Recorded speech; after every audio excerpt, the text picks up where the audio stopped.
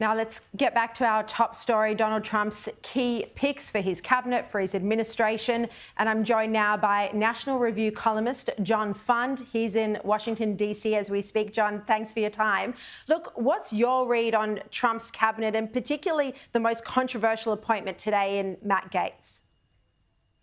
Well, I think the cabinet picks have been very good until yesterday. And they were met with general surprise that Trump had picked qualified people who had respect by their peers in their field. The latest picks, though, are bizarre. I'm referring to the Secretary of Defense. The designate is Pete Hegseth, a Fox News commentator and military veteran. And then Matt Gaetz, who's a firebrand congressman from Florida.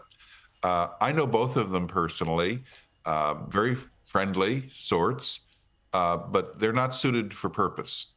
Matt Gaetz, it has just been revealed, has resigned from Congress in order to avoid the publication of a damning ethics report regarding his personal life, possible illicit drug use, possible conflicts of interest.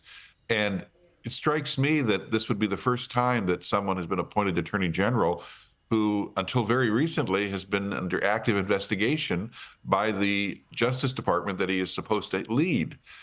It strikes me that this is a colossal error. It will not stand. Matt Gaetz is not going to be confirmed. And in fact, I suspect that he's going to be forced to withdraw. That's fascinating. So when you say you don't think he'll be confirmed, do you think there are going to be senior Republicans who oppose this? There already are.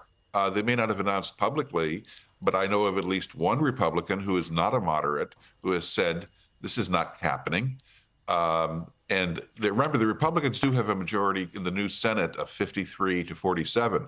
But that means if 4 Republican senators, and there will be no Democrats supporting Matt Gaetz, if 4 Republican senators say this is too much for us to bear, Matt Gaetz is not going to be confirmed. Even if there are Republicans who absolutely despise him, and I've already said tonight, he definitely has his enemies. You know, he led that coup about, was it a year ago?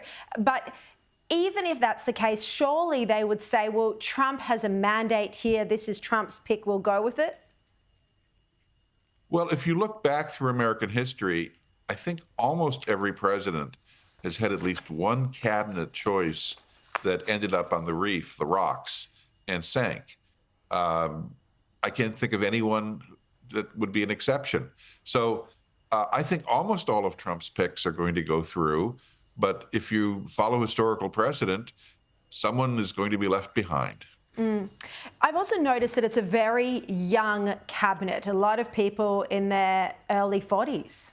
I mean, do you think this is a good thing to have that generational change come through? Because mostly so far, it's been a lot of, I don't want to say elderly, but older people in very senior roles under the Biden administration. Well, I wouldn't say elderly. I would say in some cases perhaps senile. Yes. Well, we'd agree with you there. We had the greatest generation that fought World War II. What we had in power until very recently in Washington were the boomers. And the boomers have not covered themselves in glory as a generation. And yet we had Nancy Pelosi, we had Bernie Sanders, we had Donald Trump, we had Joe Biden, we had Mitch McConnell, and all of them were past their shelf-by date, easily. We saw those pictures today of Trump going to the White House, sitting down with Joe Biden and Mrs. Biden. Melania didn't attend. You know, a lot of people have commented on just how kind of happy Joe Biden looked. He was smiling, he was relaxed. Do you think, and we've heard the reports as well, that the Biden camp and the Kamala Harris camp, there were a lot of tensions in the final weeks of the campaign. So do you think Biden was silently rejoicing that Trump won? I wouldn't go that far, but notice that you have footage of Donald Trump meeting with Joe Biden. Where is the footage of the last meeting between Kamala Harris and Joe Biden? It's not to be found.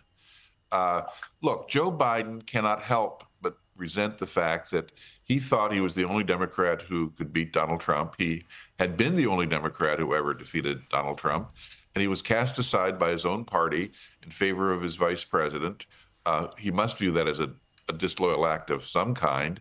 And he was basically ignored and shunted aside on the campaign trail. And I can understand the reasons why. After all, Joe Biden made that infamous garbage comment, which I think certainly would have hurt Kamala Harris.